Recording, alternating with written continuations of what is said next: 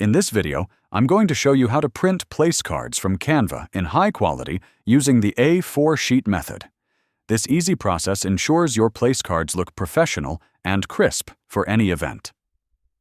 First, open your place card design in Canva. Make sure it's set to the correct size for printing, usually folded cards that fit on an A4 sheet.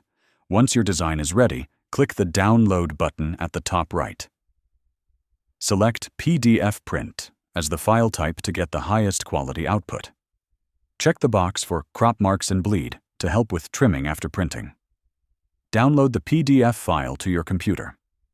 Open the PDF using a reliable PDF viewer like ADOBEACROBATREADER.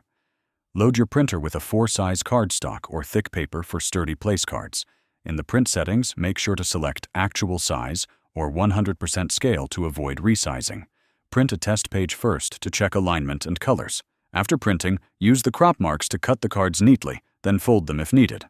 That's it. Now you know how to print your Canva place cards in high quality using the A4 sheet method for beautiful results.